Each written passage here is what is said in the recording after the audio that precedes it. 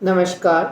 मैं विनीता कुठारी आप सभी का बीए तृतीय वर्ष के वस्त्र विज्ञान की क्लास में स्वागत करती हूँ। आज हम धुलाई के उपकरणों के अंतर्गत धुले हुए वस्त्रों को सुखाने संबंधी उपकरणों के विषय में अध्ययन करेंगे। वस्त्रों को धोना जितना ही महत्वपूर्ण है, उतना ही महत्वपूर्ण उन्हें उचित प्रकार से सुखाना है। यदि धुले हुए वस्त्रों को 2-4 घंटे तक नहीं सुखाया जाता है तो उनमें एक अजीब सी स्मेल आ जाती है। खासकर बरसात के दिनों में यूजुअली ये स्मेल बहुत ही टेरेबल होती है और इन वस्त्रों को जब स्मेल आ जाती है तो इस प्रकार की जो गंध है उसको दूर करना मुश्किल होता है। कई बार हम देखते हैं कि वस्त्रों को सही ढंग से हम नहीं सुखा सकते हैं तो उनकी जो डायमेंशनल स्टेबिलिटी होती है, आयामी स्थायित्वता जो होती है उसकी, वह बिगड़ जाती है। अर्थात कुछ वस्त्र हमारे सुखाने पर लंबे हो जाते हैं तो कुछ वस्त्र यदि हम उनको सही ढंग से नहीं सुखाएंगे तो सिकुड़ जाते हैं। यूजुअली हम देखते हैं कि वस्त्रों को सुखाने का काम हमारे घर के बाह्य जो परिसर होता है उसके अंतर्गत किया जाता है, परंतु हम वस्त्र हमारे बाह्य परिसर और आंतरिक परिसर दोनों के अंदर सुखा सकते हैं। यूजुअली वस्त्रों को सुखाने के लिए जो उपकरणों की आवश्यकता होती है उसमें हमें सबसे पहले एक सुखाने की डोरी, जिसे हम अलगनी कहते हैं, ये लोहे की बनी हो सकती है, गैल्वेनाइज्ड लोहा होना चाहिए जिसमें जंग ना आए, या नायलॉन की बनी हुई हो सकती है। यूजुअली हम छत के ऊपर इसे बांध देते हैं और उसके ऊपर हम हमारी सुविधा के अनुसार उसकी हाइट होती है और जहां हम आसानी से कपड़े सुखा सकें और उन पर हम वस्त्रों को सुखाया जाता है। इसके बाद सेकंड होती है रैक। ये एक्चुअली बाजार के अंदर आती है और इंडोर या घर के अंदर यदि हमें वस्त्रों को सुखाना होता है तो हमें इस रैक की आवश्यकता होती है।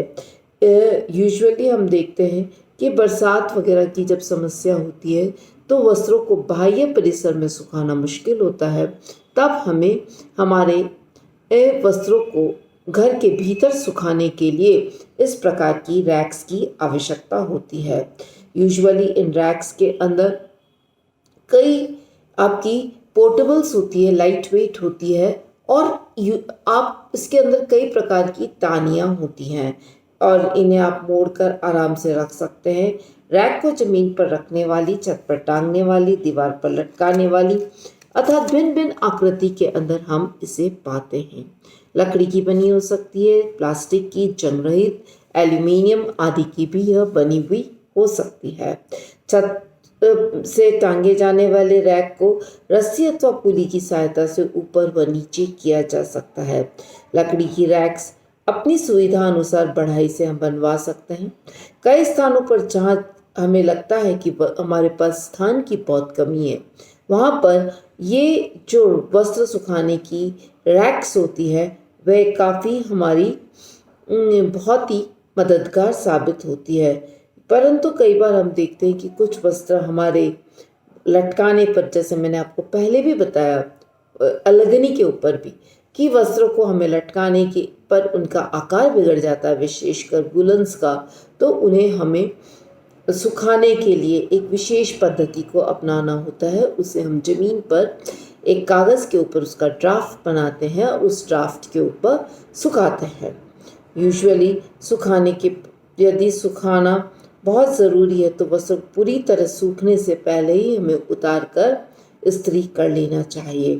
यूजुअली हम देखते हैं कि बहुत अधिक सूखे वस्त्रों को यदि हम उतारते हैं तो उनमें क्रश ज़्यादा पड़ जाते हैं और इन वस्त्रों को यदि हम ढंग से नहीं समेटते हैं तो उनमें सलवटें ज़्यादा दिखाई देगी। इसलिए आवश्यक है कि हल्की नमी युक्त वस्त्र हों, उन्हें उतार लिया जाए और उसे शीघ्र नेक्स्ट प्रक्रिया के लिए, जो फिनिशिंग प्रक्रिया है उसके लिए ले लिया जाए, दैट इज़ आयरनिंग। फिर नेक्स्ट आते हैं हैंगर्स। ये भी एक उपकरण है T shirt, shirts, pants, frock, salwar आदि को सुखाने के लिए, जहाँ पर स्थान कम होता है और आउटडोर में हमें इन्हें लटकाने के लिए काम में लिए जाते हैं। और यूजुअली हम देखते हैं कि हैंगर पर सुखाने से जो आकार आकृति है वह भी बिगड़ती नहीं है, इस्त्री करना आसान हो जाता है। आवश्यकता पड़ने पर हैंगर पर सुखाए गए वस्त्रों को यदि हम बिना इस्त्री किए भी पहन सकते हैं। हैंगर पर वस्त्रों को टांगकर इसे हम कहाँ पर भी धूप छाया जैसी भी हमारी सुविधा हवादार स्थान पर सुखा सकते हैं। नेक्स्ट आती हैं आपकी क्लिप्स। क्लिप्स वे होती हैं यूजुअली कपड़ों को सुखाने के लिए अलगनी के साथ लगाई जाती है। हवा चलती है तो वस्त्र हमारे खुले स्थान में होते हैं, गीले वस्त्र उड़ जाते हैं और ज़मीन पर गिरकर गंदे होने के चांसेस होते हैं, तो वहाँ पर हम इन क्लिप्स का उपयोग करते हैं जिससे कि हमारे वस्त्र जहाँ हमने अलगनी पर सुखाए हैं या डोरी पर सुखाए हैं वहाँ पर बने रहें। इनको यूजुअली हम क्लॉथ प्लेग्स भी कहा जाता है और ये आपके प्लास्टिक, एल्यूमिनियम, स्टील अथवा लकड़ी के बने हुए होते हैं। फिर समतल या चौरस स्थान, जैसा कि मैंने अभी आपको पहले भी बताया कि कुछ वस्त्र ऐसे होते हैं, ऊनी लेस, बुने हुए वस्त्र, कापिस आदि, जिन्हें हम लटका कर सुखाते हैं तो उनकी आकृति बिगड़ जाती है, तो उन्हें हमें एक फ्लैट स्थान जैसे चारपाई, मेज होती है या कुर्सी की सीट होती है, चौकी होती है, फर्श, घास आदि पर हमें फैलाकर सुखाना होता है। घास पर सूखने से यूजुअली एक प्रकार का ब्लीचिंग हो जाता है और वस्त्र में चमक और उज्ज्वलता की वृद्धि होती है, क्योंकि घास एवं सूर्य के प्रकाश से प्राकृतिक विरंजक के रूप में होता है, क्योंकि घास जब धूप गिरती है तो उससे ऑक्सीजन निकलती है और वह एक प्रकार का ऑक्सीडाइजिंग ब्लीच हो जाता है। घास पर फैलाने से वस्त्रों को पर्याप्त धूप, नमी और ऑक्सीजन मिल जाती है। प्राचीन काल के अंदर लोग हमारे घास पर ही वस्त्रों को सुखाया थे। तो फ्लैट स्पेस की हमें आवश्यकता केवल उन वस्त्रों के लिए होती है जिन्हें हमें ज़मीन पर सुखाना आवश्यक हो जाता है। फॉर एग्जाम्पल्स मैंने भी आपको बताया कौन कौन से वस्त्र, यूजुअली सारे woollens, all types of woollens को आपको फ्लैट स्पेस के अंदर ही सुखाना है। यह एक वुलन को सुखाने का एक अहम प्रक्रिया होती है। इसके बाद नेक्स्ट आता है कि वस्त्रों को हम फिनिशिंग करते हैं, तो फिनिशिंग के अंतर्गत आयनिंग एक आवश्यक उपकरण होता है। यूजुअली जब हम वस्त्रों को धुलाई और सुखा लेते हैं उसके बाद भी वस्त्र के अंदर एक विशेष प्रकार की चमक लाने के लिए हम वस्त्रों को जैसे कलफ लगाते हैं और लिनन पर इस्त्री करते हैं।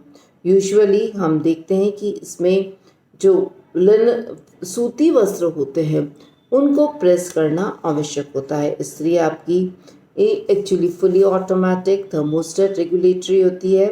उसमें थर्मोस्टेट्स होता है स्वचालित में और उसमें हम टेम्परेचर्स रेगुलेट कर देते हैं। ऑटोमेटिक स्विच ऑन और ऑफ हो जाता है।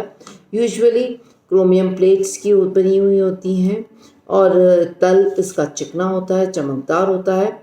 इसमें कभी भी जंग नहीं लगता है और उपयोग काफ़ी सरल होता है और इस्त्री को हम आसानी से हम प्लीट्स वगैरह पर या बटन पट्टी होती है उस पर इसका जो आगे का पॉइंट होता है वो पॉइंटेड होता है, तो इस तरह के भागों पर हम आसानी से प्रेस कर सकते हैं।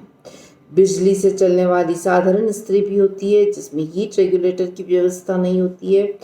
यूजुअली इस्त्री हमारे चारकोल की बनी हुई थी, कोयले की इस्त्री से पुराने ज़माने में किया जाता था। आजकल हमारे पास बाज़ार के अंदर स्टीम प्रेसेस अवेलेबल हैं कई लॉन्ड्रीज के अंदर, तो actually automatic fully steamed irons होती हैं, बड़े बड़े रोलर्स होते हैं और उन रोलर्स के बीच में से स्टीम निकलती हैं और प्रेस जब उन रोलर्स के बीच में से रोल प्रेस जिसे हम बोलते हैं, यूजुअली रोल प्रेस जिसे आप आम भाषा के अंदर बोलते हैं, वह की जाती है। यूजुअली भाप निकलने की रॉड जो होती है बाज़ार के अंदर उपलब्ध होती है। कोयले की इस्त्री का आजकल यूजुअली यूटिलाइजेशन बहुत कम हो गया है क्योंकि कोयला हमारे पास अवेलेबल नहीं है। यह आयरन की बनी हुई होती है, भारी होती है बहुत, और यूजुअली कोयले को हमें बार बार जलाना पड़ता है, क्योंकि वह राख बन जाता है, तो पुनः उसमें हमें एडिशन ऑफ कोल करना पड़ता है, जिससे कि इस्त्री हमारी एक टेम्परेचर जो है उसको मेंटेन करके रखती है। यूजुअली हमने देखा कि इस्त्री करने के लिए आपको एक बोर्ड की भी आवश्यकता होती है, जिसे हम आयरनिंग बोर्ड कहते हैं। आयरनिंग बोर्ड एक्चुअली एक चौरस लंबा सकड़ा होता है और फोल्डिंग मेज के समान होता है, जिन्हें खोलकर इस्त्री के बाद पुनः मोड़कर हम रख देते हैं। यह फोल्डिंग होने के कारण कम स्थान घेरता है। यह टेबल पर गद्दीदार लगी होती है, जिस पर फलालेन लगे रहते हैं, जिससे कि आग लगने के चांसेस नहीं होते।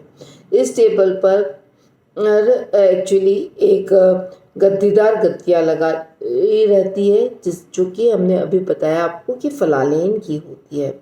इनमें एक तरफ एस्बेस्टोस का टुकड़ा लगा रहता है, जिस पर हम गर्म इस्त्री रखते हैं, तो रखने पर वह लकड़ी जलती नहीं है।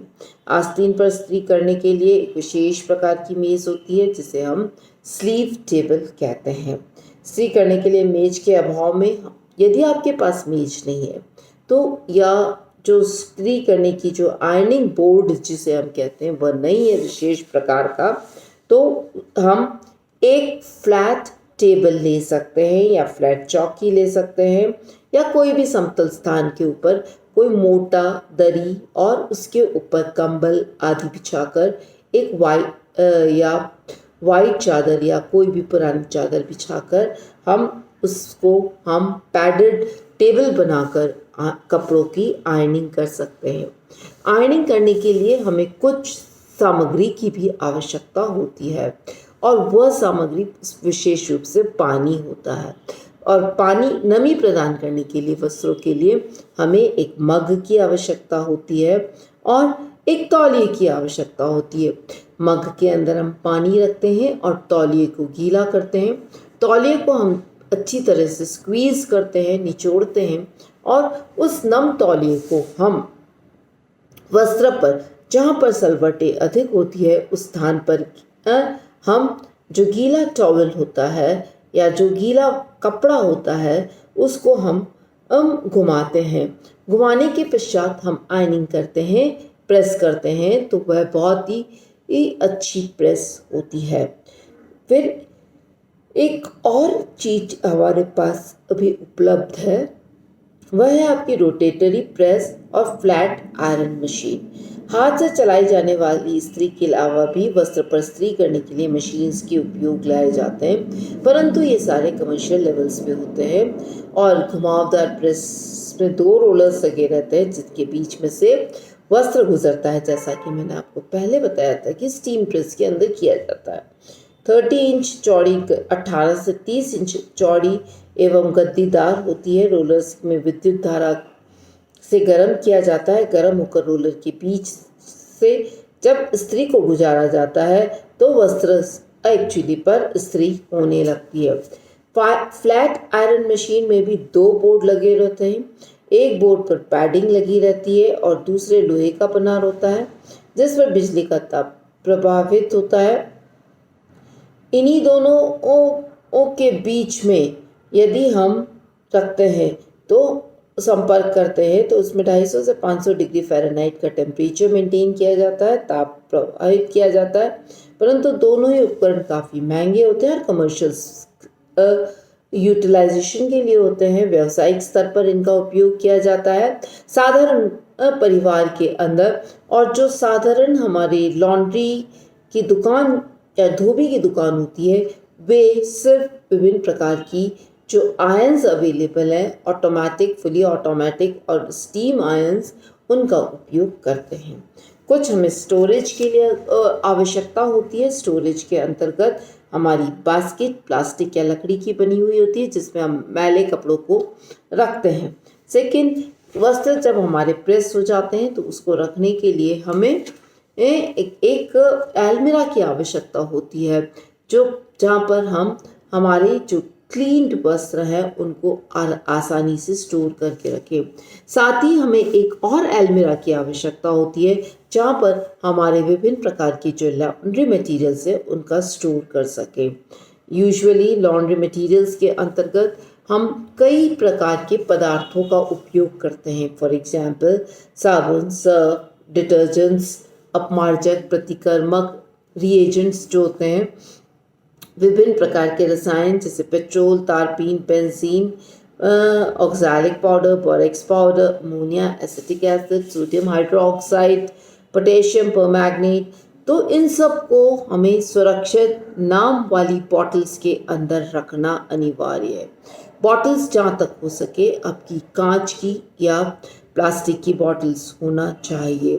इनके ऊपर इनमें से कई पदार्थ आपके पॉइजन्स के रूप में होते हैं, अतः इन्हें बच्चों की रीत से हमें दूर रखना चाहिए। हमें विभिन्न प्रकार के घोलों को तैयार करने के लिए कटोरी, चम्मच को भी आवश्यकता होगी। कटोरी और चम्मच हम जहाँ तक हो सकता है लकड़ी के या प्लास्टिक के लेवे, जो कि एक्चुअली इन रिएजेंट से एक्टिवेट प्रतिक्रिया न करें। यदि हम आयरन या स्टील और किसी की जो कटोरी लेंगे या चम्मच लेंगे तो वे एक्चुअली रिएजेंट्स के साथ रिएक्ट प्रतिक्रिया करेगी और वस्त्र पर धब्बे डाल देगी। अतः आवश्यक है कि जो हम रिएजेंट्स को का घोल तैयार करने के लिए कटोरी और चम्मच का उपयोग करते हैं तो वे बिल्कुल आपके जंग रहित होने चाहिए, मतलब जंग प्रूफ मटेरियल के होने, जंग रहित के साथ साथ जंग प्रूफ मटेरियल के होने चाहिए, तभी ये हमारे वस्त्रों पर दाग धब्बे नहीं देंगे। तो इस प्रकार जब भी हम लॉन्ड्री करें तो हमें इन सब उपकरणों को, धुलाई के उपकरण, फिर सुखाने के उपकरण, फिनिशिंग के उपकरण और स्टोरेज के उपकरण, इन 4 उपकरणों की हमें आवश्यकता होती है। बहुत बहुत धन्यवाद।